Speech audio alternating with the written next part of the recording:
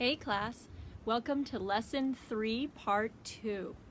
Alright, so we've already talked about how awesome our left brain is, but now I want to introduce you to the side of your brain that is your secret superpower. Imagine what Peter Parker must have felt when he discovered that he could shoot webs out of his wrists and actually swing from skyscraper to skyscraper. Can you imagine how excited he felt? That's how excited you're gonna be when you find out that your right brain can do things for you that you never even imagined. So I can't wait to tell you all about it. Get ready to take some notes. All right, so we already talked about left brain. Now it's right brain's turn. You should have this sheet. If not, just get a piece of paper and get ready to write down some right brain thinking words. All right, so the first one I want you to notice is that in contrast to left brain, right brain has his mouth zipped because right brain is nonverbal thinking. And what I mean by that is right brain doesn't feel it has to name things, identify them, or define them in any way that involves words. Right brain just understands stuff in a way that is non-word related, so it's nonverbal.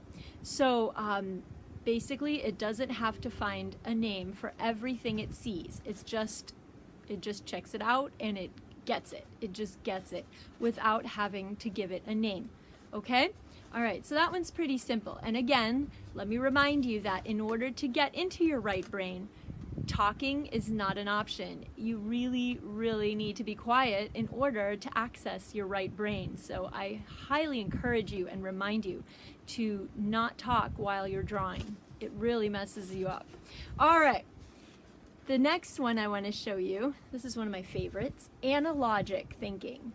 Now, you might think that has to do with logic. That's not actually what it has to do. It has to do with analogies. Now, Jesus made a lot of analogies when he compared the kingdom of heaven to a mustard seed or a pearl.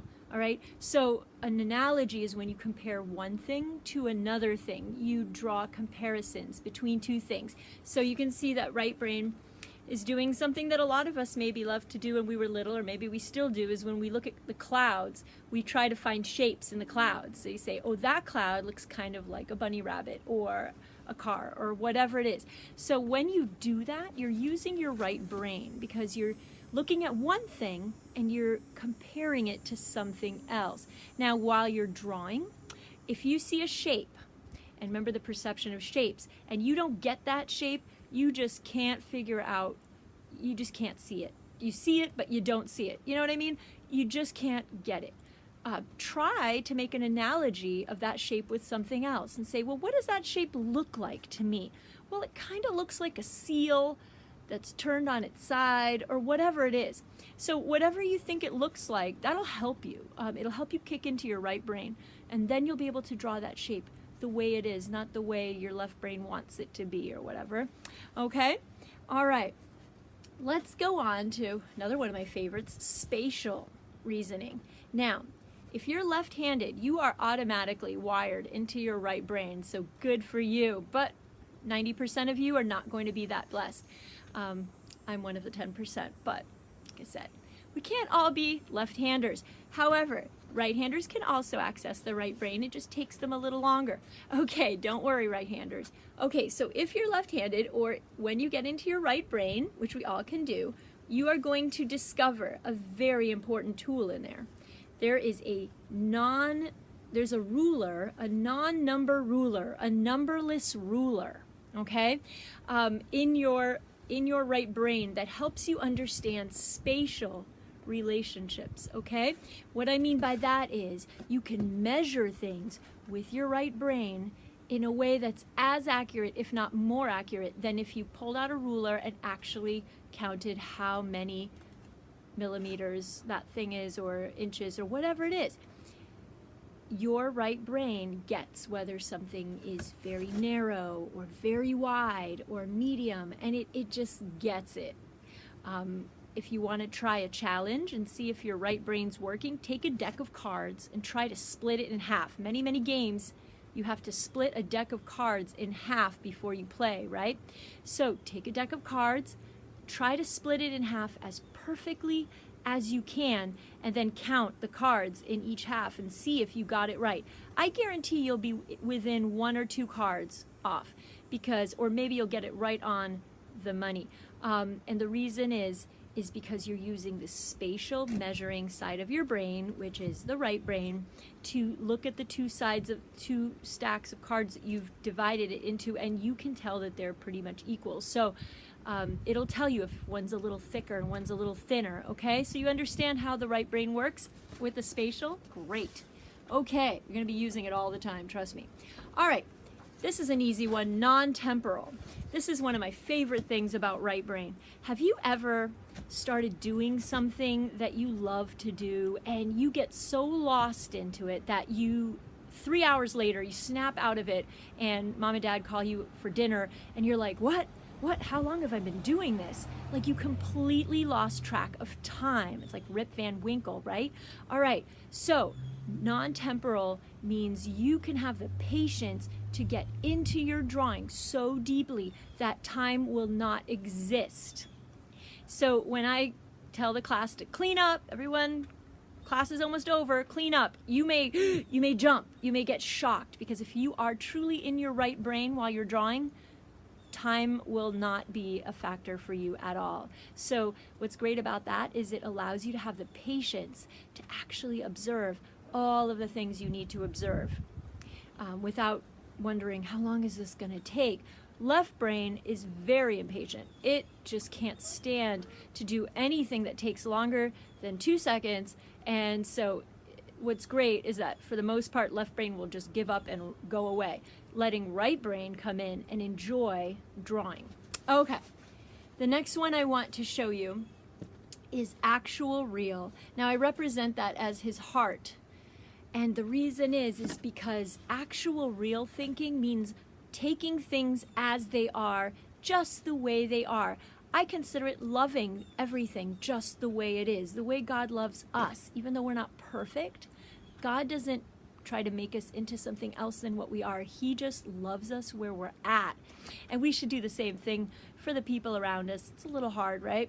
We kind of want them to do certain things and be a certain way for us, and people want the same from us. And so sometimes we feel like we have to perform a certain way to be loved, and that's a sad feeling. But with God, we never have to have that feeling. Our right brain can look at something that to other people might seem imperfect or pointless or ugly or whatever. It'll look at it and it just sees it the way it actually really is. And that allows it to draw it as it actually is. Now, left brain is full of all those judgments and expectations and prejudices that I was talking about. It's going to want everything to fit into its idea of what that thing should look like. It's not going to look at how it actually really looks. It's going to try to change it and filter it through its opinion of how it should look. Okay? So left brain does not help you draw things realistically. It's going to ignore any imperfections. Well, we call them imperfections. They're really not imperfections. If you really look at any object, it's perfect the way it is. It's just, we might call it imperfect if we're left, being from our left brain or whatever.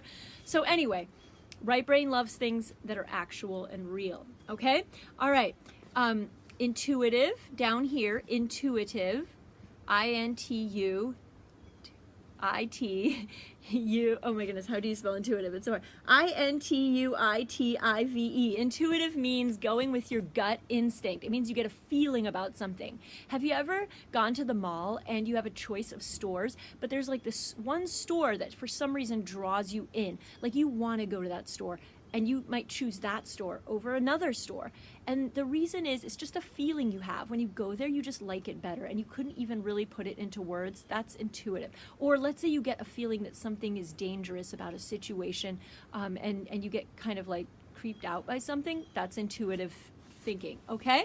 All right, holistic basically just means looking at the whole thing at once, which left brain could never do. Left brain, remember, it is analytic and takes things step by step and piece by piece. It doesn't like to look at the whole thing, kind of freaks it out. It just like gets overloaded and it just freaks out. So right brain doesn't mind looking at the big picture, okay? And you need that for your drawing. And the last one is synthetic.